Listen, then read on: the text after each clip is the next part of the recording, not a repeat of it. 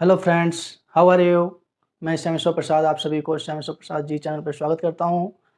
मैं समझता हूं आप सभी अच्छे होंगे और आप सभी की प्रिपरेशन अच्छे ढंग से चल रही होगी। आप सभी को छठ पूजा के अवसर पर आज खरना है। खरना की शुभकामनाएं, हार्दिक शुभकामनाएं।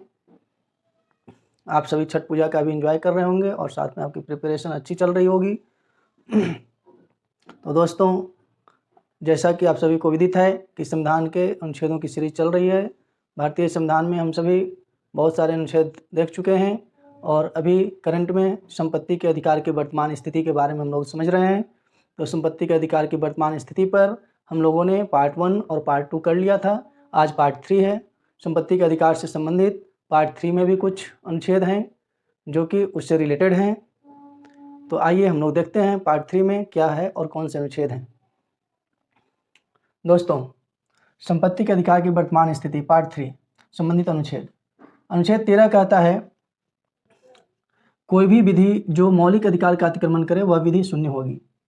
अनुच्छेद 13 क्या कहता है कि कोई भी विधि जो मौलिक अधिकार का हनन करता हो, अतिक्रमण करता हो, वह विधि शून्य होगी, यानी वह विधि मान्य नहीं होगी, वह विधि रद्द हो जाएगी। अनुच्छेद 14 कहता है, विधि के समक्ष समानता और समान कानूनी संरक्षण। अनुच्छेद 14 कहता है कि कानून की नज़र में सभी व्यक्ति समान हैं और सभी को समान कानूनी संरक्षण दिया जाएगा। कानून की ओर से समान रूप से सबको रक्षा किया जाएगा, उन्हें समान प्रोत्साहन, समान संरक्षण दिया जाएगा। आइए देखते हैं आगे क्या है। अनुच्छेद 19 कहता है, बोलने की स्वतंत्रता, सभा करने, संघ बनाने आदि सहित 6 अधिकार संविधान द्वारा प्रदत्त हैं। दोस्तों, अनुच्छेद 19 में ही प्रेस की स्वतंत्रता भी आती है। तो बोलने की स्वतंत्रता, सभा करने, संघ बनाने सहित ऐसे 6 अधिकार हैं टोटल जो संविधान द्वारा प्रदत्त हैं। उन्हें कहाँ रखा गया है? अनुच्छेद 19 के अंतर्गत। तो दोस्तों, संपत्ति के अधिकार को समझने के लिए इन 3 मौलिक अधिकारों को भी समझना अनिवार्य है, क्योंकि ये आगे उससे कोरिलेटेड हैं। अनुच्छेद 13, 14 और 19 ये सभी मौलिक अधिकार हैं जो संपत्ति के अधिकार से कोरिलेटेड हैं। इसलिए आप सभी को हमने ये तीनों अनुच्छेदों को भी ध्यान में दिलाया। आइए देखते हैं अनुच्छेद 39B। 39B कहता है, लोक हित में समुदाय के भौतिक संसाधनों का संवितरण। यह राज्य के नीति निर्देशक सिद्धांत के अंतर्गत आता है। तो अनुच्छेद 39B कहता है कि लोकहित में समुदाय के भौतिक संसाधनों का संवितरण, यानी लोगों की भलाई के लिए समुदाय के अंतर्गत जितने भी भौतिक संसाधन हैं उनका समान रूप से बंटवारा होना चाहिए। ऐसा राज्य के नीति निर्देशक सिद्धांत में संविधान में दिया गया है। आइए देखते हैं अनुच्छेद 39C क्या कहता है। धन और उत्पादन के संसाधनों का संकेंद्रण न हो। अनुच्छेद 39 कहता है कि धन और उत्पादन के संसाधनों का संकेंद्रण यानी इकट्ठा नहीं होना चाहिए। किसी भी व्यक्ति या कंपनी या संस्था विशेष के पास कोई भी धन का संकेंद्रण, संसाधनों का संकेंद्रण नहीं होना चाहिए। एक ही व्यक्ति के पास या व्यक्ति विशेषों के पास धन इकट्ठा नहीं होना चाहिए, जिससे कि समान वितरण में, संपत्ति के समान वितरण में दिक्कत आए।